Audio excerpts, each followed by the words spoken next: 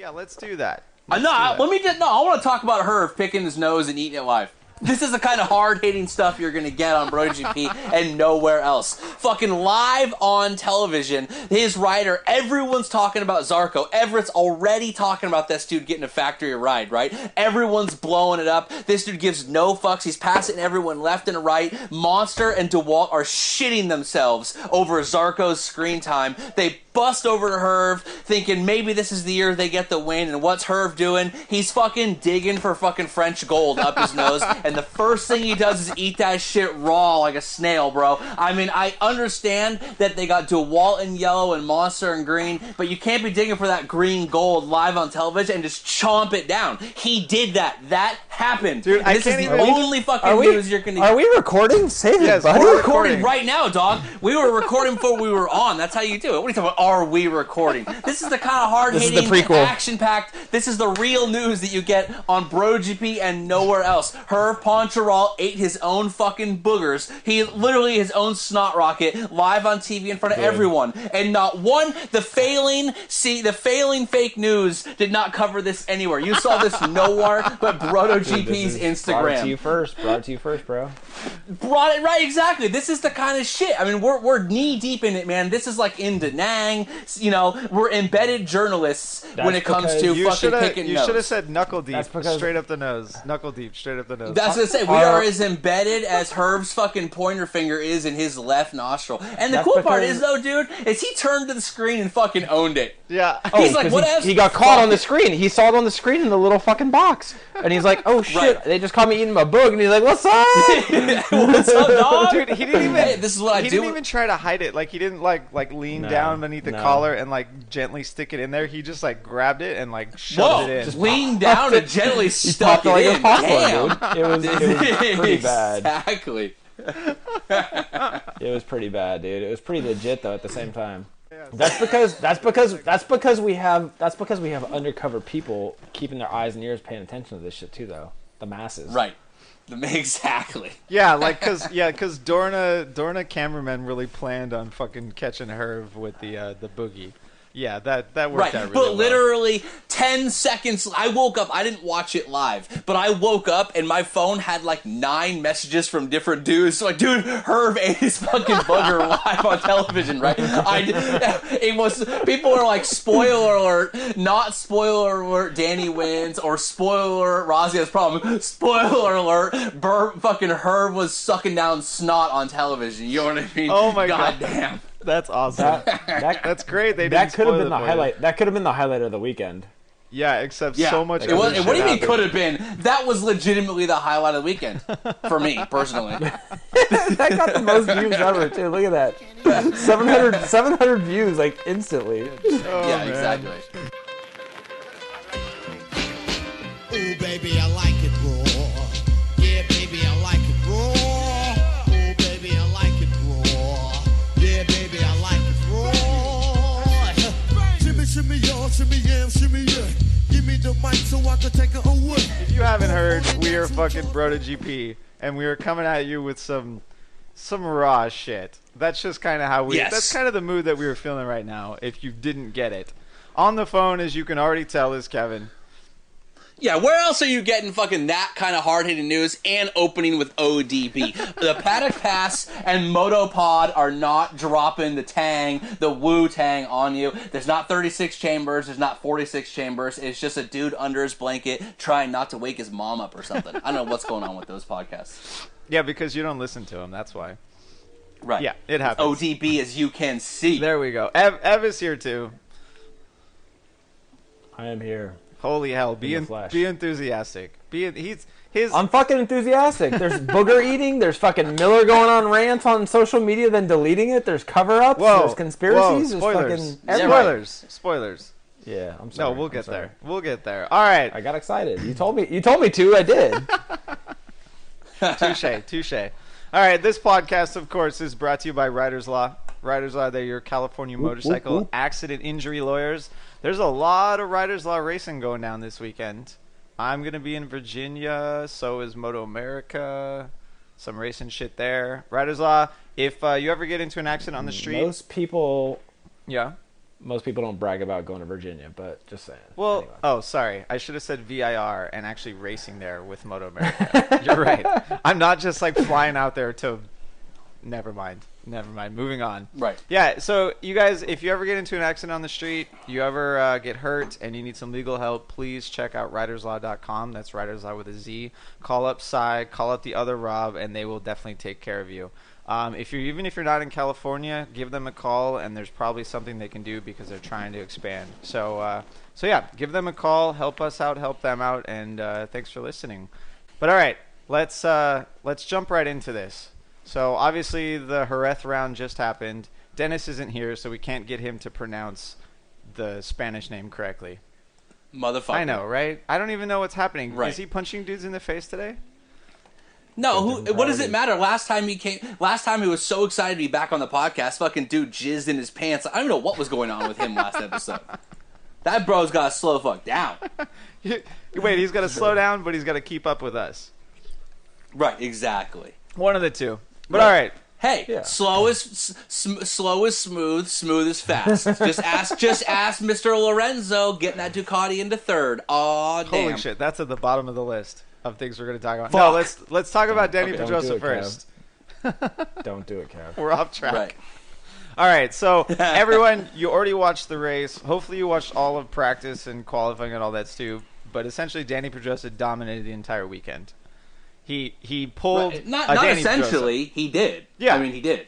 He pulled Not essentially. He Totally pulled a straight Dani up. Pedrosa because this is the first time he's done this year, and it'll probably be one of two. Because that's Dani Pedrosa. So what I really want to know. Right, but what's interesting? Oh, go ahead. Go ahead. No.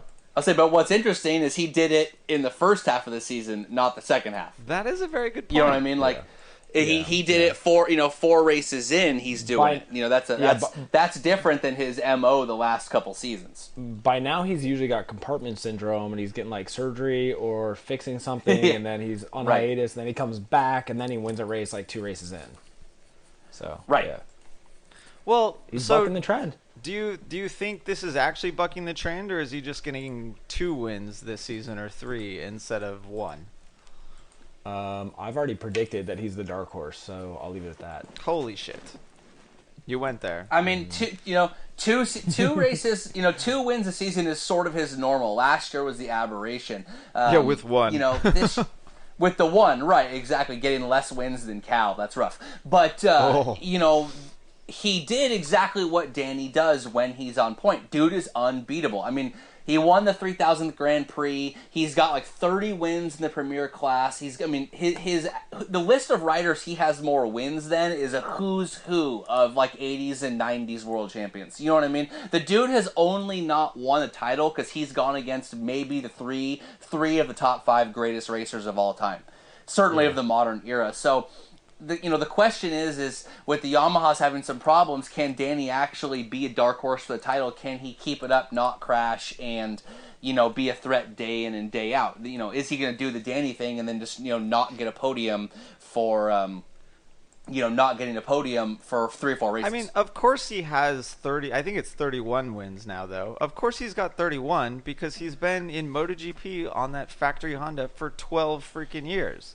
This is his 12th and won season. a race every year. Yeah, but I feel like all those other guys in the 70s and 80s, they did it over much shorter careers, which is why they didn't make it up to 60 wins like some other people. I feel like they did it over 5 or 6 years instead of 12. Like, I don't give Dani Pedrosa that much credit for having 1 win every season.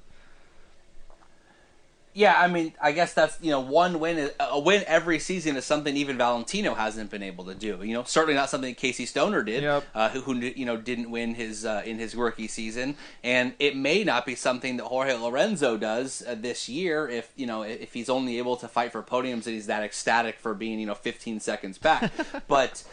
Right, but the question is really for a lot of people is this sort of the year that he can put it together? Everyone asks that, but he does this. He did it earlier than expected, and he's able to. He's right in the championship hunt with Marquez having to crash and Maverick having to crash and Valentino having this 10th where he's going slower than Moto2 bikes. Suddenly, dude's in the title hunt, sort of inexplicably. Yeah, I mean, 10 points back is a very good place to be at this point in the championship. I mean, we all remember quite a few years ago where I think we had 3 or 4 riders tied for the championship, like a little less than halfway through.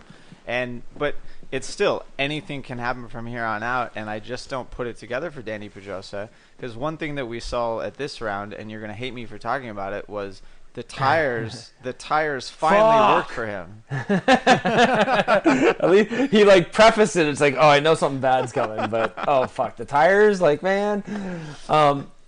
Well, you know what's crazy too, looking through some of the stats, is how many times do you think he's finished runner up to the championship? Only like twice, I think. 3 times. Only 3. As far as I can tell, twice, 2010 and 2012, and in both situations. I'm literally looking at his Lorenzo. Wikipedia right now. 3 times plus, and 2007 as Where's well. his third? 2007. Oh, I'm sorry, I'm sorry, I didn't have that. So, yeah, second place behind Stoner and ahead of Rossi. Yeah, you are fake news. Yeah, you are 3 fake times. news. I am fake news. No, I was just seeing if he could figure it out faster than I did. But that's crazy though, to think that the guy's been runner up 3 times. I had no idea. I thought he was more like constantly 3rd or 4th. The fact that he's done it 3 times is pretty. But those are the years where the anomalies have been. I'll bet he's pretty far back. So I would love to go look at the points, but it's just kind of crazy to think that he's been there so many times, very close. But there's always just been somebody that much better ahead of him. Have I not right? shown you how to use Wikipedia to look up these stats very quickly?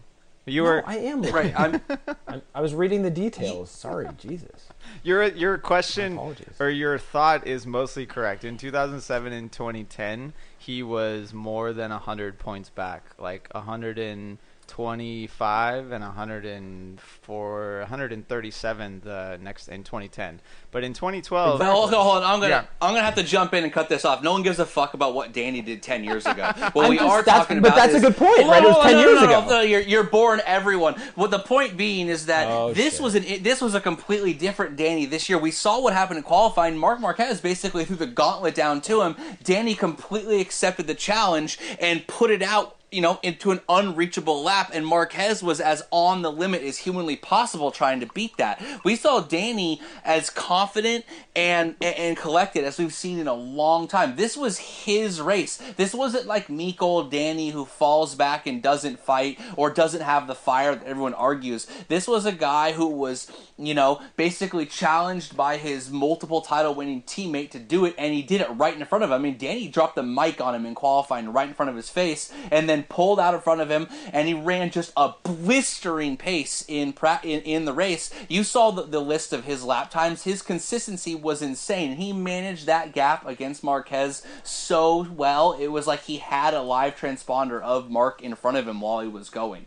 This was, an unstoppable Dani. Not a Dani who's getting wins while the guy behind him is just collecting points to get his title like he did against Jorge Lorenzo, or a Dani getting a win but the other guys won 9 races this year like against Stoner, or 10 races. This is a Dani who's dropping the hammer right in front of everyone against top quality opponents early on in the season. I think it's a little bit different.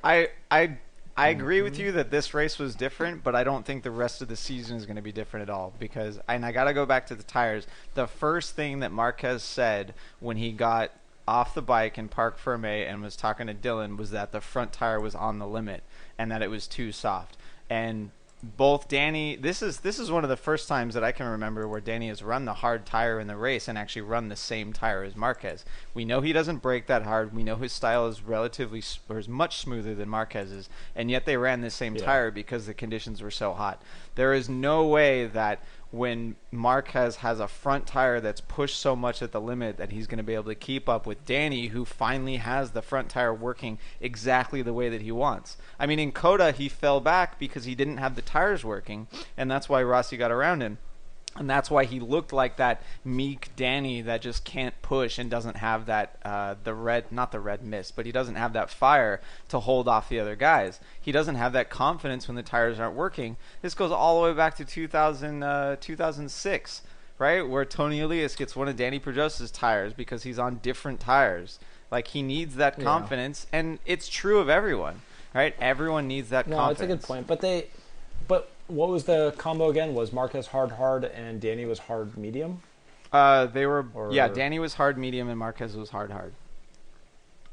So, But I mean, Kind the of race. interesting, I feel right? like the race was won on the front tire anyway. So, I mean, It was Mark, lost you on the have to front ride tire, the front too. tire hard on the Honda because you got to dive into the corners, and then obviously Dani Yeah. Pedrosa is You smoother, push. so he can manage the rear grip from the medium. But all right, I've been talking about tires long enough, and I feel like our listeners are running away talking about Dani Pedrosa because I don't know. Do we have a big Spanish following? Because I feel like that's the only place that he's popular. Ooh, baby, I like it raw.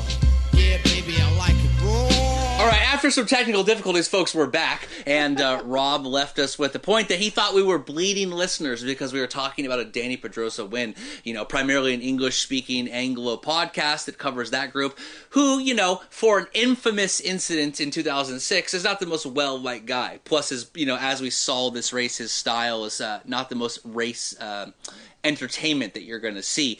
But, I actually disagree with you, Rob, here that talking about Dani is going to cause us to lose listeners. Because one thing, I posted this picture that my man sent over that said a picture of Dani over the Willy Wonka meme, like, oh, please tell me more. And it was 47 in the career pole position. Tell me more about how Cal Crutchlow should replace me at Honda. And then he goes on to win, right? But I knew when I posted that it was going to blow up, right, with comments, because Dani is one of those guys that, like, the Spanish people love him and certain purists love him, but then a lot of fans, I think a lot of our fans, fucking hate the guy. But, like, as you see with Ric Flair, with Conor McGregor, with a lot of sports fans, is that they love to hate a dude. And Dani is the kind of guy they love to hate. When we talk about whether Dani can win the title, they're going to say the same thing you said. Fucker's been on the Repsol Honda for 12 years and hasn't done shit. As if winning 31 races hasn't done shit. So you get this dichotomy of two different styles of fans. They either really like him and really want this to be his year. They're just like, man, we really want him to win. Or they fucking hate the dude, think like Everett style, think he's been hogging the seat for way too long, and been on a lockout for the factory seat that he wanted to see. I mean, the list of guys Everett's wanted to see on the factory Honda is fucking, it's long and distinguished, just like my Johnson. I don't know about that. I can't speak to that, but it is That might true. be the but whatever. Go ahead. Right, but the point being is that Dani is controversial. Even though he's sort of boring, he's controversial in his boringness. People wish he would leave, or they wish he would win it already. So I don't necessarily think talking about Dani and even a dominating win where literally he got the whole shot and there was no pass for the lead because he got the whole shot from pole. But still, it's interesting, in my opinion, to see whether he actually can do it or not. It's just sort of that tension. Can he finally fucking seal the deal and win? Or is he like Randy Momoa on steroids? For your love to hate sort of point there, I will have one closing thought. I wonder if Danny's going to get more play on that line of thinking because of Jorge not doing as well as he should. Because Jorge is the quintessential gotta hate this guy and root against him, and he generates a lot because of that. And with Jorge not getting wins yet, which we'll talk about a little bit later, I wonder if Danny's gonna get more play. But I mean, you're right. Let's move on though anyway, because we have plenty more race to talk about. So the next main talking point, and obviously one of the reasons why Dani didn't get that much challenge this weekend was because the factory Yamahas struggled significantly. They seem to do okay in the colder conditions, in the morning especially. Vinales specifically told us that he got the bike to work in warm-up before the race, but then the race happens and nothing. No front-end feeling, they can't drive out of corners, nothing works. Right, Vinales is just lighting it up on left-hand turns. I mean, just spinning like crazy. Oh, yeah. That guy's... And Rossi was doing the opposite. Every single time they would come into one of those corners, he would just run wide and just plow through the corner. It was a terrible, terrible look for Yamaha, and something that after Rossi dominated at this race last year, I don't think anyone was actually expecting. Right, I mean, that was even sort of said by the Honda guys that, they snuck a one in at a track that was supposed to be a Yamaha track. A track that Rossi's the most successful rider that that Jerez has ever seen. The idea that this was going to be the one. He snuck in some podiums, and here's his chance to do really well and get a win or get a second, fight for the win. And what does he do? He gets fucking 10th, running 3 seconds a lap slower. I don't know, was man. that? I think What that the was fuck a was that? groan. That was a Everett groan. just took a shit. That Everett was just took a shit. that was Limtic Vinales being gun shy after crashing in Austin, and then fucking not doing shit. He woke up on the wrong side of the bed and couldn't figure out how to use his bike. Whoa. Clearly, the Damn. bike was fine because Zarco got it to work. I'm jumping a little ahead, but Zarco got it to work. What's his excuse? I mean, it's not the same motorcycle.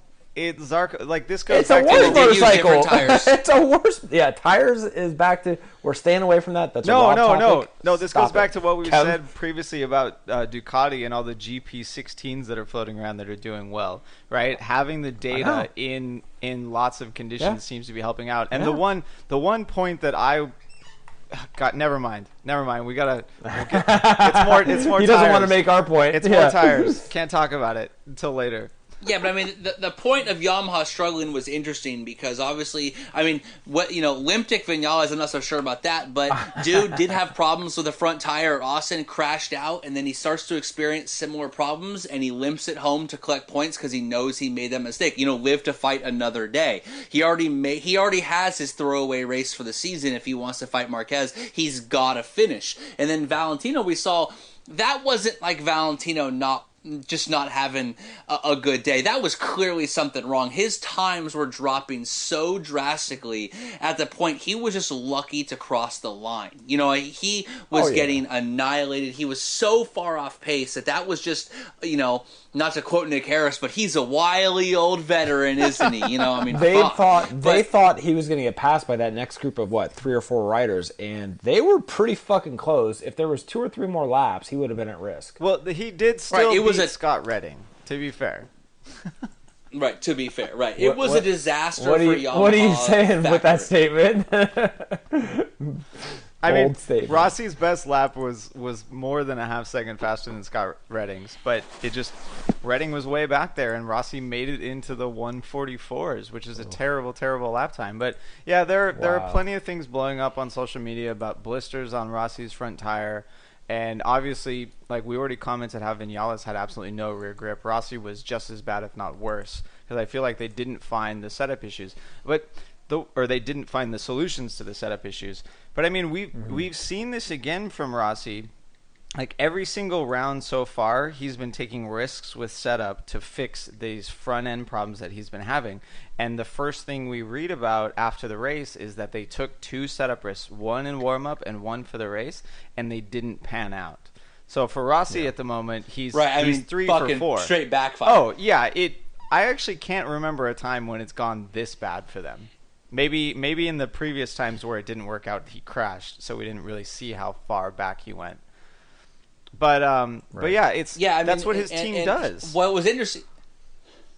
Yeah, and I guess the only silver lining in this is I talked about, Maverick knowing that he already had his throwaway race, and then, Marquez, is that, Valentino knew that he had to cross the line. He got a few points, but hey, the amount of points he got this race, like Everett was saying in our text, is more than what he lost the title by at one point, right? I mean, so you got to keep that in mind. He brought that home on his worst day when shit went wrong, and he for all intents and purposes could have crashed. He didn't and brought it back, and that's the kind of, He's not going to win the most races this year. He's not going to beat those dudes outright.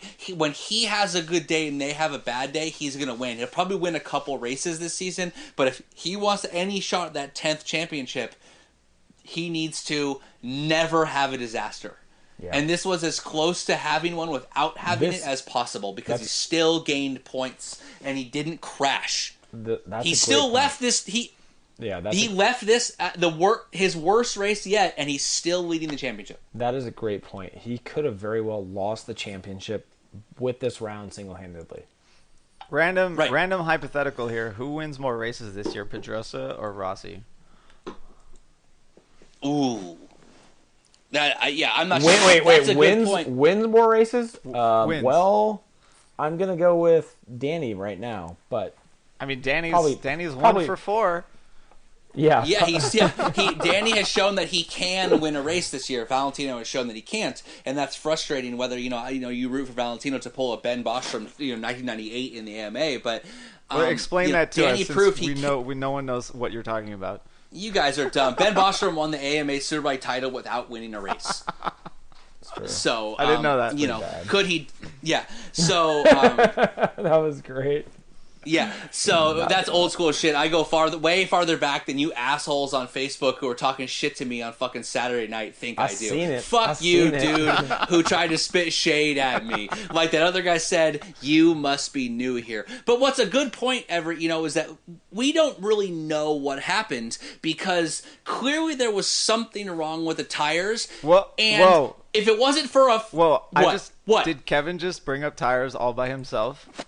No, I'm only bringing up tires because we have a podcast here to talk about the race and what happened, and we can't talk about what happened because according to Maverick fucking Vinales, they have a fucking gag order on dudes. And if you talk a little shit or you try to say a little bit had a problem with the tire, you get, quote, the email. You know what I mean? Like, this came out, Crash.net was covering it, and Maverick basically said, I can't tell you what happened other than our bike was fucking dope on morning warm-up, and I thought I was going to win, and then we get a tire, and suddenly we suck. It doesn't react any way at all. But he openly says, I can't really say what happened, because after Austin, when I said I was having tire problems and I crashed and we didn't know why, it was because of the tire. Michelin sends him over a fucking email, like fucking Trump style, like they're gonna, sue him for defamation for anything. They got these dudes on a gag order. Middle management is sending over a thing. Probably some bitch named Linda, who's in charge of their PR system, is saying you can't say bad stuff about the tires. Linda. So the problem with the spec tires, yeah, exactly. Fuck Linda. These guys That's are my mother-in-law's name. That's fucked up, man. Damn, that's fucked up. Right, that's the in-laws. Oh, I can't we're trying to get information. These dudes are motorcycle racers. They got fire. They're crazy. You saw what happened with Jack Miller. These dudes are emotional, and you're getting fucking middle management emails saying you can't tell us what happened. You can't talk shit because it might look bad about Michelin. That's the worst thing about spec tires, bro, is that these guys have a fucking monopoly on the PR, and they can just tell everyone to shut the fuck up. They're fining Jack Miller for pushing dude because he's mad. You can't flip off the screens anymore. It was just like the idea that Maverick Vinales is getting told to shut up by someone at Michelin and he has to do it is fucking bullshit. He doesn't have to do it. He doesn't have to do it. Well, wait, what happens? They'll ban him like they banned us. What do you mean ban him? It's Michelin, not Dorna. You know for a fact that Cal Crutchlow just fucking put Michelin in his spam box. There's no way. Mark as unread, dog. He doesn't give a fuck. Crutchlow, that's the one thing you got to respect. He does not. That's the nicest thing I've said about Crutchlow ever. I was going to say, you got to respect that. The dude might come up with excuses and sound a little bit like, come on, man, already. But Cal Crutchlow fucking says it like it is most of the time. And I wish Vinales would just say that. That dude's trying not to rock the boat and just win that title. And he's trying to fly under the radar and not have controversy because he saw what happened with Valentino and Marquez. He doesn't want to get involved in that. He doesn't want booze. He's just trying to keep his eye on the prize. But the idea that we can't know what's actually happening with Yamaha or what's actually happened in the race, again, a race that saw no passes for the lead. So we're gripping, bros. We're trying to make something happen. We're trying to get something to talk about because there wasn't a pass for the lead. And we got Michelin sending out emails. They didn't even send over a heavy and tell him man, if you talk more shit about Michelin's, we're going to make you eat Herve's boogers. But yeah, what? We talking boogers. Oh my god. we talking boogers, bro. Kev, you're on fire tonight. This is great. Right, but it just fucking drives me nuts. When I read that, I'm like, are you fucking kidding me? Maverick's pretty popular, and he's sort of a Spanish guy that the American English fans are into, and that dude was ready to spit fire, and they fucking taped his mouth shut with fucking French tape. I wonder, though, if... Fire! I wonder if the results were actually there, if he would be allowed to say something, right? He's said this now twice, right? It's all going together with the last round as well. He thinks that it was the front tire in the last round, and he thinks it's the front tire here. No one complained in qualifying, right? In qualifying, the track temp was just as hot, and everyone ran the medium front tire or the soft front tire and put in amazing laps. Then you get to the race, and they have to run the hard tire. I'm essentially saying I don't believe him. I don't believe him that the tire... What? You called him a liar, dog? racers, you're going to look for something wrong outside of yourself in these instances when you don't perform. It's just, I don't believe it. Yeah? How would you know that? Tell us about Laguna last year, Rob. No, I'm not going to. Do tell. Do tell. Share with the listeners what they want to know. And whenever someone is throwing these out without any actual proof, without Michelin saying anything except what's in this email, It's weak. like Yeah, it's weak. it's weak sauce on Michelin's part. It's also weak sauce on Maverick's part, because I want. Okay, Russian hackers, stop trying to fuck with elections and get to the real important shit. Hack Michelin's emails. Please. You know what I mean? For Please. real. Come on, Putin. Hack those emails. We need to know what's really happening. Fuck the French election. Fuck the spy probe or whoever Michael Flynn was talking about. I need to know. Is Michelin sending out emails telling guys to shut the fuck up? It's probably. You know what I'm saying? I want to know Probably. if it's shut the fuck up, we're gonna fix it, or shut the fuck up, you're full of shit. That's all I want to know. I think it's just shut the fuck up. Like, dude, just fucking ride a motorcycle. That's my guess. Well, dude, all they have Ed that cares new about. rule. You know, you can't say shit. You can't say shit detrimental to the sport or have actions to that. You know, I mean, as the sole supplier, they obviously wield a solid amount of power, especially since Bridgestone didn't actually tender an offer to be the sole supplier. I think, you know what I mean. So like, MotoGP exists because Michelin decided to be their sole supplier. So, right? I mean, that's real talk. I like that conspiracy theory.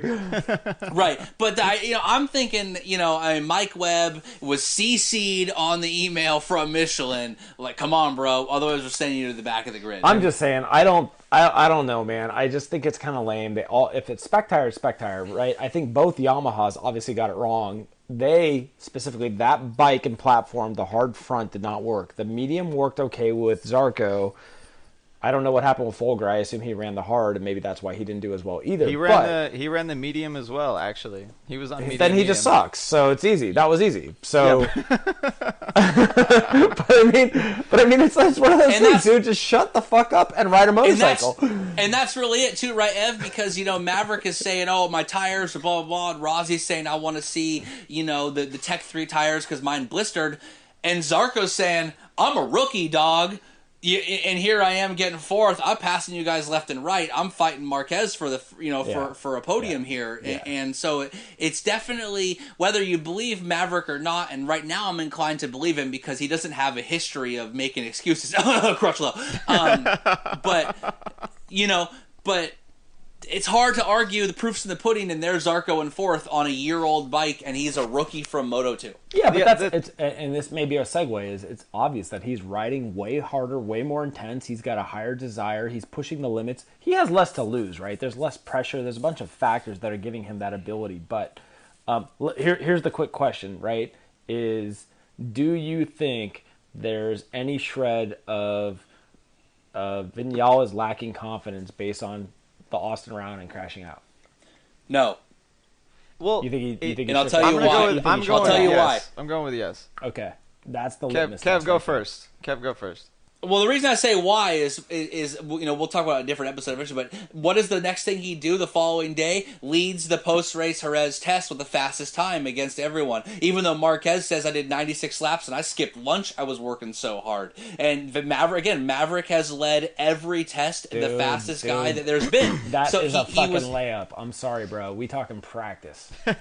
No, what I'm saying is you're asking if he lacks confidence. Lacking confidence doesn't mean you go out and set the fastest time afterwards. That means, I'm going to work on some stuff, and I'm just not going to chase a fast time. I got to dig in. Rob, I apologize. I got to dig in here. We're talking racing versus practice, first of all. And no, you're not talking racing. You asked if you lack confidence. That in the race, my friend, in the race. Because in the race, stop splitting hairs. I didn't get the vibe. I didn't get the vibe that he was really throwing it down in the race. I got the vibe that he was a little gun shy after crashing out of the last round. And now he didn't want to crash again, and he didn't have that level of confidence. Rob, you race. I know when I used to crash, don't bring my I racing lost a lot up. of my confidence. No one wants to hear about my racing. I'm just saying, like it's just a psychology thing. It's really hard to shake off. These guys are really good at it generally, but I'm just saying he's probably thinking through too much. The only reason why I think that he's lacking any confidence is because he's blaming stuff on Michelin again. Right? Like if he was fully confident in his results he wouldn't even have to own up to a mistake from the last round. He'd just have to come into this round, and it would be a non-issue. Yeah. But because he's brought it up again, I think maybe it's not a lack of confidence, but he's essentially just mind-fucking himself with the tires. Yes. So anytime something's going wrong, well, I mean, the main reason I disagree is when they brought up after Coda, what happened. He basically said, "Look, I did the same thing in the corner I always do. It just crashed. We don't really know, and I'm not even going to dwell on it or think about it." But then he did. He was already over it and not focusing. But what I'm saying. Did he, or did he have a tire that was fucked up, and he says, "Look, I'm not gonna crash again. I got to limp this thing home." Just like Valentino. That's true. He could have had nothing to say about the tires, and then he got an email, and then he went off on it.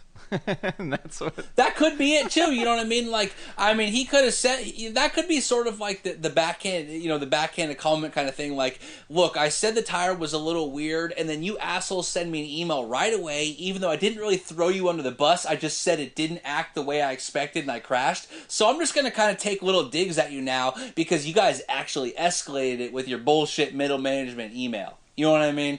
Like, because that's what you all do at work. Your fucking boss, that fucking boss sends you something, even though you didn't really say anything, then they send you something being like, "Oh, you can't say that." And then you're like, "Whatever, dude, big-ass titties," just because it was a sexual harassment email. Sounds about right. All right, well, so we're still talking a little bit about tires, but let's move on to Johan Zarco because we're still on Yamaha. So the thing that gets me about Zarco, and the reason why I'm not reading too far into this result is something that Ev kind of already brought up, is that he ran the medium tires in the race. We know that Zarco, he qualified on the medium tires, he raced on the medium tires, he had experience on the mediums in the super hot conditions around Jerez. We know that the factory Yamahas ran the hard, and they didn't test those tires much at all prior to the race. So that's, for me, what made those results for Zarco. That's where he got the confidence to run that pace, and it worked out for him. Like, I'm not on the Zarco bandwagon, as you can already tell. Yeah, well, you're already hating.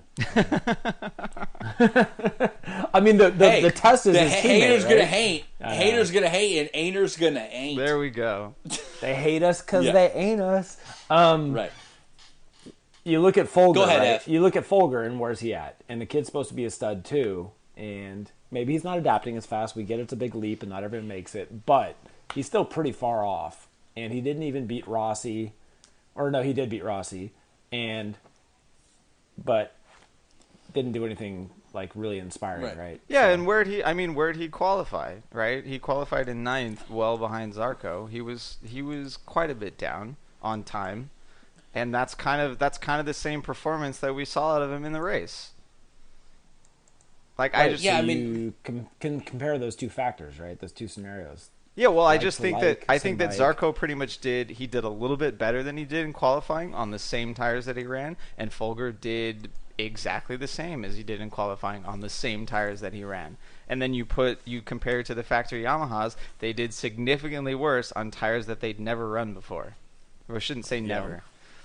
That's because Zarco's a ghost-faced killer, motherfucker. Fuck! Wu-Tang! I mean, here's the thing. I'm not super sold on Zarco yet, but that kind of might be me just, getting mad at fanboys who, already want him on factory Repsol next year. You know what I mean? But the dude definitely was passing with zero fucks given in the beginning of that race. He was probably the most entertaining part of that race, and let's be honest here. But he fades afterwards. If he can connect the beginning of the race to the end of the race where he fades because he's kind of overriding, then he'll be something. I'm not super sold on him yet. We see when he does well, other people are struggling. Well, when we're back in Europe, the little more normalcy is going to commence, hopefully, or maybe not hopefully, but he's got a couple of fourths, big deal. So did Cal and Dovey on Tech 3 too. When he starts getting podiums, then we'll talk if he's able to snag some. But the best thing I have to say about Zarco right now is he's entertaining. He's lighting it up and he's passing guys. He doesn't give a fuck. Whether he is the fucking second coming, I don't really agree personally, but we're going to find out. I mean, I'll be honest. I mean, I'm on the bandwagon, but the reality is he's probably not. But it's still pretty fucking fun to watch this guy ride, right? I mean, if he can be number Yeah, I mean, two, I think the thing for if he can be number 2 satellite rider Go behind ahead. Cal, like it's going to dramatically contribute to the entertainment of the series. I'm not going to complain about that in any way. If anything, the bandwagon is actually making the social media and everything after the fact more entertaining as well, because we can just laugh at these fuckers who are jumping all over him. I'm firmly on the side of no satellite riders are going to win a race this year, but that's just me making a prediction, and we are wrong all the time. all the fucking time, bro. But except, hey, I said Maverick was going to win 9 races. I'm still technically on point for that. Yeah, he's 2 for 4. He's won half the races, so I'm good so far. But yeah, I'm stone cold. I'm right there, you know. But you know, the thing about Zarco is, I think it's simply a lot of people want him to be that guy, because as much as, you know, people are sick of the Spanish domination, and except with the odd Italian here and there, it's not that great. And you know, Nate, who everyone was really getting into, is not exactly setting the world on fire this season. He's just setting his bike in the gravel trap. So Zarco's kind of Zarco's who a lot of people are pinning their hopes on. Hold on. Go ahead. Iannone's just slaying too much pussy, dude. He's too tired. Hey, Skank Hunt 29, dude. He can't do it. I mean, But, He finished this race. Wait, no, he didn't. Wait, I'm looking at the wrong no, results. he did not. No, he did No, not. I'm looking at the wrong results. Nice try. Fake news. Damn it. So, Yeah. I mean, I think personally, the key to Zarco is that dude was supposed to be the factory Suzuki rider, and this is a perfect, smooth, clean segue into Everett's talk about does he go to a factory, because he was already supposed to be on a factory. He rode the goddamn bike. He got on that thing with his fucking Japanese Rising Sun helmet, and he was on the blue Suzuki, and he rode it, and they're like, nah, bro, we're gonna take moly face Rins instead. And Zarco's fucking heated, and he came into it the right time, because that Tech 3 bike traditionally is good, and as we see, it was just that there was a couple of bald scrubs on that thing for the last few years. That's a good bike. You know, Herve knows what he's doing, and he knows that boogers taste good. So, you know, and I'm never letting that go. I just want to let you guys know, fans, every episode, fucking digging for boogers. It's Never happening. forget the boogers. Yeah. And I will also never say, forget. never forget the boogers. I would work for that guy. That's respect. Yeah, right, exactly, because he owned it. And that's the thing, he's a stand-up dude. But, you know, I don't think Zarco is the next guy, quote-unquote, like the guy. But, hey, I'll be honest, kind of want him to be. That's Prove me wrong. Me too. And you know what? That's what I really wish, and this is the shitty part about the series, is he just never will be. He just won't. He's got the wrong passport. He started on a satellite bike. And I want to go right to that. He started on a satellite bike. That means, unless you go to Ducati, you're basically not being a factory rider. You know what I mean? Because Yamaha, except for Ben Spies, does not promote from within. They want to act like that team is super close to the factory, and they want to act like that team's the junior team. They do not promote up. Dovizioso on that satellite bike had like 6 podiums in fucking 2013 or whatever year that was, Rob, and they did not promote him up, even though he was a race winner too. Dude, that's... You know, they simply don't. Those guys are stuck because they have Maverick, who's already won his races and proven his point, and they've got the marketing juggernaut that is Valentino. There is nowhere to go at Yamaha for Zarco. So if that dude pulls a cow and podiums a bunch this year, or gets a few and does, you know, surprise song gets a win, it doesn't matter. There's nowhere to go at Yamaha. So it's whether he goes somewhere laterally. Well, well, what if he goes to Honda? I mean, the Honda's a different bike, so you don't want him to go there. You want him to go somewhere reasonable. No, I think I'm going with Kevin here, even though he didn't say it. He's going to follow the Cal Crutchlow career path. Yeah, because dude, they have to follow the money at some point. Well, not even just the money. If he gets offered a factory Ducati ride and replaces Dovizioso, that's a pretty good move on his part. I don't think Dovey'd be the guy to get punted, but yeah, that'd be interesting. Well, anyway. you don't think Dovey's going to get punted? Who just got on the podium for Ducati? Well, right. That's a good point. We're not halfway through the season yet. Yeah, what was our bet, Ev? Point. What was our bet that did I say that Jorge was going to... Jorge would either... outscored. race. No, I think I said he'd outscore was Dovey it in the points? second half of the season. No, I did. I was on the Jorge bandwagon. No fucking way. I don't even remember what No episode fucking it is. way. We're I terrible. will go listen to that shit. Yeah. We're terrible. At It this. don't matter. Keep The notes. point being is Prophecies that after- need notes. Yeah, exactly. The point being that after a dismal beginning of the season, everyone's, ripping on him. He looks despondent. Jorge not only gets a podium, but gets a podium at traditionally Ducati's bogey track. That was could he actually podium here, because he does incredibly well at this track. Yeah. But Ducati doesn't, and you saw Dovizioso's qualifying 14th. You know what I mean? Like, that is, and Dovizioso has never been on the podium here so in Ducati. weird. Well, and last year he did well. That was what's really strange. But the interesting point is that on a track that normally Ducati doesn't do all that great at, Jorge gets his first podium. Now, did he celebrate this podium like a win, which was a little douchey? Because you're a three-time champion. Why are we celebrating thirds? Total But- douchey. Yeah. Yeah, exactly. But he did get that podium, get the monkey off his back, and did it working hard. Apparently someone told him that your right foot has a rear brake under it, which he never He knew also has a before. thumb brake now too, so he's actually been using that considerably more. Uh-huh. Yeah, left Okay. thumb, left Right. thumb. Left thumb. So, he gets his podium, and we all love to talk shit about Jorge, right? Like, that's half of Bro GP's fan base on social media is ripping on Jorge. And I'm super down, guys. I'm so down with it. I'm fully involved. But I love Ducati, man. I've said this before. My favorite bike I ever had was a 900 SS, and I want Jorge to do well. I want that massive investment to do well. I want him to get wins and fight for titles on that bike, regardless of the fact that he looks like he's farted 24/7. But, I mean, right, there you go. Fuck, that wasn't even a sound effect or soundboard. Someone just made that fart sound. Fuck. That was good. Skills. Right. Damn. Goddamn. But Oh, train of thought gone. he got a third. Right, train of thought gone. I don't even fucking know. Bring it back. All I know is that he got a convincing third. He beat the factory Yamahas at what was their normal track, and he's on the podium. I'm happy for the dude. I'm hoping he's able to fight for podiums day in and day out, and we'll see how it goes. I think Jorge's podium challenge started on Thursday when he made 2 successful jokes during the press conference. What? I'm not joking. They were legit. He didn't copy anyone. It wasn't forced. He didn't do that creepy little smile after the joke. They were legit funny. And Right. And I was shocked. And it's very interesting to see Jorge in this more likable sort of, I shouldn't say persona, but just he was likable. Like, he's kind of taking on an underdog sort of role because we know that he's not going to do as well at the Ducati. And I'm sure it'll all change if he wins a race later on this season. But I found myself enjoying watching him in the interviews, which was insane. And then he gets this podium. He shows that Ducati is kind of in bizarro world right now because they did bad at Argentina, or they did bad in America, which can be a Ducati track.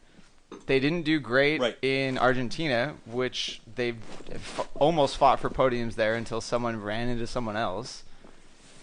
Right. I don't understand it. Like, Qatar was normal, Argentina and America were weird, and now Jerez is backwards as well. Something is going on with the GP17. That's the funny thing that Dennis brought up, is that this season's interesting. They always say it returns to normalcy when it gets to Europe, right? We can't really talk about the original 3 flyaways. That's a whole different ballgame. And yet, in a weird way, this race with Jorge on the podium was both totally normal and totally bonkers. Yeah, it was more. Like, it was more. It was a weird, bizarro than all the world other where races. Which is strange to think that Jorge on the podium at Jerez is weird. Yeah, that's true. But it was totally strange. I think everything's back to normal. Yeah. But it's a Ducati, if and anything. Dani Pedrosa won the race, and it's in the beginning of the season. What are you talking about? How it's is it normal? It's a weird normal that's anti-normal. Yeah. It's anti-normal. It's normal, just in reverse. That's it. Right. That makes sense. It makes complete sense. I just went with it. Yeah. I mean, even Dovi's performance, Yeah. right? We already brought up how the fact that this is a Ducati bogey track, and Dovi still manages to fight through from his terrible qualifying position to finish in 5th position. I mean, he went from 14th to a top 5, Yeah. legitimately. It's a factory Dude's got a ride. He family to should feed, do bro. that. He should do something like that because he's on a factory bike. Like if Marquez Dude's got had qualified kids. 14th, we'd know that he'd finish in the top 5. But this is Dovi on a Ducati buggy track. Dude's got kids to feed. Yeah. Right, exactly. So does Cal, and he threw it down. Yeah, exactly. He doesn't give a fuck about his kids. I'm kidding. That's That's not right. That's me. Right. That's not right. I was joking. Right. Speaking of crashing and dudes who don't give a fuck, Dude, did anyone check? We're when gonna get a fucking- Nastagram, man. That was wrong. I'm Yeah, sorry. we're gonna get an Instagram right now, insider info. But speaking of dudes who don't give a fuck and crashing out, what the fuck happened with Jack Miller and Bautista? Bautista runs hot, takes him out, and the first thing Miller does is fucking push him and try and fight him and start kicking his bike. Dude goes full Aussie on this dude, which, like, I mean, in the real world, nah, brah. You cannot start pushing dudes who just crashed. As Rob intimately knows, bro could have a broken collarbone. He could be concussed. You could push him over and just make it a million times worse, right? Like, that was shouldn't laugh at stupid that. as fuck. But at the same... Right, exactly. You shouldn't, because That was worse than But my at the joke, same yeah. time... It wasn't. At the same time, in a race in which there was not a single pass for the lead, that shit was dope, right? I mean, Jack Miller rolls around wearing a Raiders hat. You gotta back that shit up, dog. Raider Nation keeps it real, and if you're can't, living in the hellhole, and you guys know what I'm talking about, Yeah. you gotta come correct when a dude tries to bullshit you on Front Street. And that's exactly what fucking Alvaro Bautista did. So he pushes him. What the fuck you doing, bitch? And he's going full Aussie on him. He's probably screaming cunt at the top of his lungs. My favorite part of Australian language is cunt is a normal word. You say cunt to anyone in America and it's like you fucking just called them Yeah. a lot of other words That's I can't the only. say. Like that. That's the only remaining swear word in America. It's the only. It's the last Right, it's the one. remaining one where if you drop the cunt bomb on someone, they look at like you just fucking shot their mom. And, right? and this but podcast to the dude, is presented to you by RidersLaw.com. yeah, exactly. Cunts. Brought to you by RidersLaw.com. Real family. Right.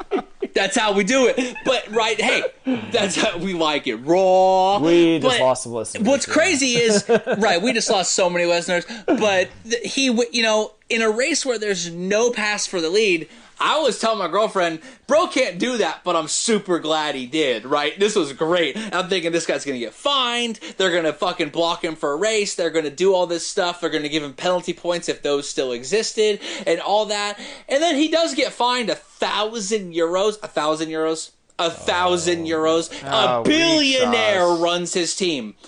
A billionaire runs his team. But you know what the worst part is? Not that he got fined $1,000 for just pushing a dude who crashed his bike going super fast, is that he fucking apologized for it later like a bitch. Like, they went... No, I'm telling you, Jack Miller, and I'm going to get to your Instagram tirade against some random fan in a second, but dude, he goes fucking full ham on Alvaro Bautista, and then when they drag him to the principal's office, and instead of owning it and saying, hey man, dude got up in my face, he's like apologizing. I'm sorry, bro. It was the heat of the moment. My emotions got the better of me. No shit, dude. You're Australian. The emotions get the better of you like 9 times a fucking day. That's normal life, dude. And the idea that you are rocking... The Raiders do not apologize. Ever. They go 2-14. Do they apologize? Fuck no. Does their owner apologize for that haircut he's got? Hell no. Fuck no. Right?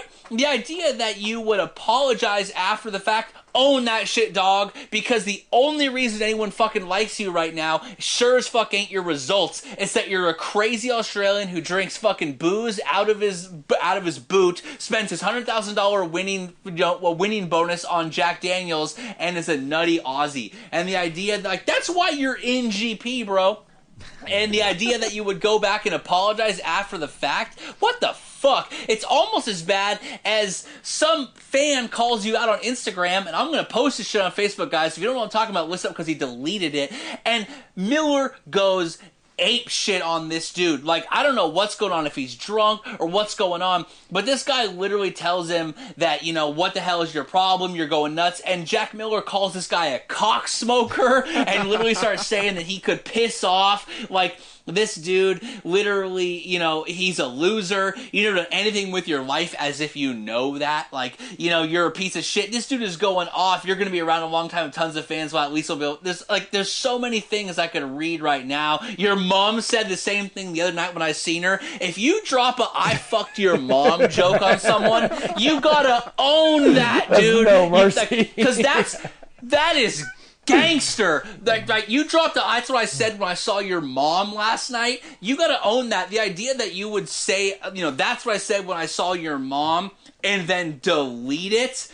I mean, you know, fuck off Instagram, asshole, all this stuff. Dude, like, you can't rock a Raiders hat anymore. Man card revoked. That's some high school level, like, 15-year-old, you're kind of, you acting tough until the principal comes in the room bullshit. Fuck you. I was a huge fan of Jack Miller, and I was a bigger fan when he pushed Bautista over, and I was kind of even a bigger fan when he called a random fucking fan on Instagram a cocksmoker. That's a good joke. I mean, I'm going to use that one. Cocksmoker? No offense. You know what I'm saying? If you're into that, and I love people who love sucking cock and cock smokers, you make the world a better place. But it's a dope insult, don't get me wrong. Right. Yeah, I'm going off. We're doing this. I have no idea where we're going with this.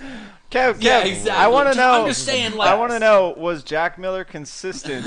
Did he delete everything and then apologize? Or did he just delete everything off of Instagram? He just deleted everything. Bitch, right. He just... Because, I mean, he just deleted with GP, you know, it's his fucking job.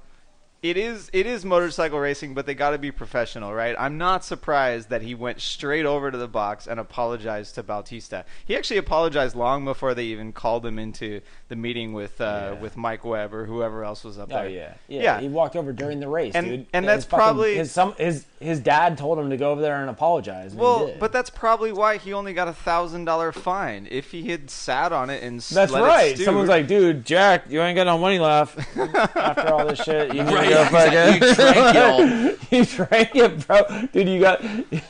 Never mind. Yeah, so I mean, it was the smart play for him to go do that, even though he lost a little bit of street cred because of it. Was it a smart play to tell Fly CBR that it's eeasier to criticize others who chase their dreams? You're a winner and fuck off, you dickhead. Was that a smart play? Does Estrella Galicia, O-O like that he's telling people to fuck off, dickhead, on Instagram? Well, I mean, I feel like if you, legend in the making. If you took over his social media, I love the best part too.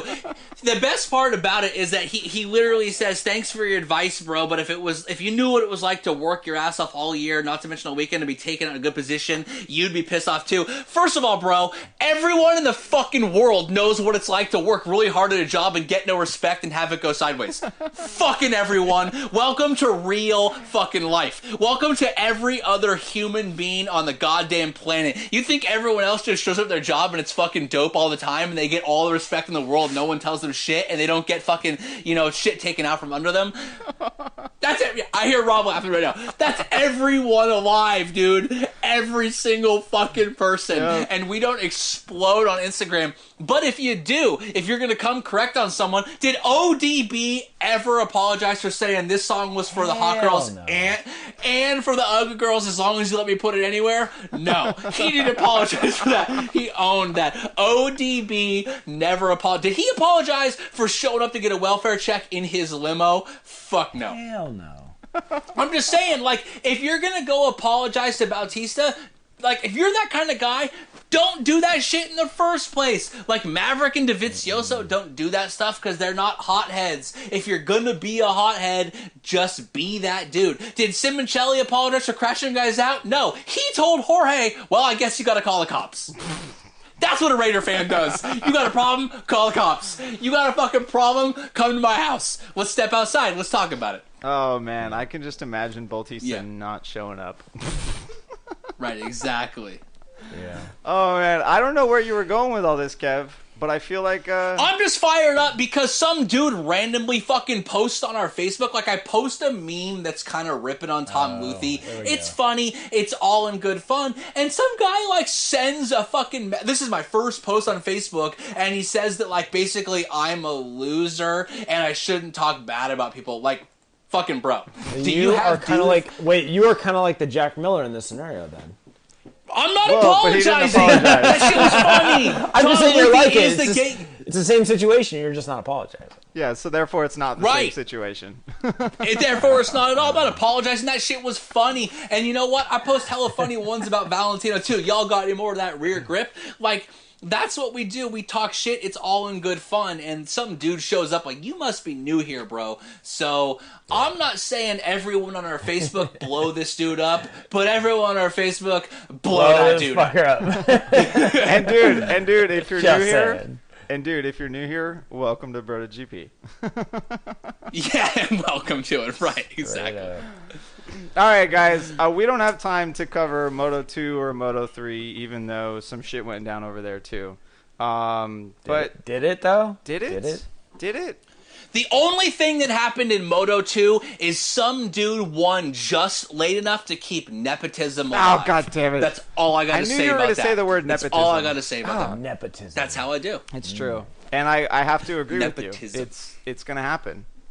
I mean, we already... Right. It's going to happen. The other thing that happened, too, which we will talk about very soon, is that silly season finally kicked off because we got back to Europe and we're still, God knows how long from 2018. But we'll get there. Yeah, is it... You guys... I like how you say God knows how long as if we don't know the exact number of days until January 1st, 2018. Oh, no, I know. That's not that hard to look up. I look up MotoGP Wikipedias. I don't look at calendars. Come on. Right, exactly. All right, guys. Do you guys have any closing thoughts? A lot of stuff happened in Moto. No, a lot of stuff happened in Moto 3. Moto 3 was great. We're going to talk about it soon. A lot of stuff happened in Moto 2. That's worthy of its own kind of episode. And oddly enough, 4 races in, silly season has already kicked off. So perhaps a Moto 2, Moto 3 silly season episode should be in the works. God, it's like it's the winter or something. Crazy days. Shit just got real. Exactly. Shit just got real. All right, let's close this one out. Any closing thought? Kevin already gave his closing thoughts. What do you got, Everett? Nothing. Nothing. I'm just excited about It's okay. Season. That's my conspiracy time. That's true. All right, everyone. Thanks for listening, and we will catch you hopefully next week.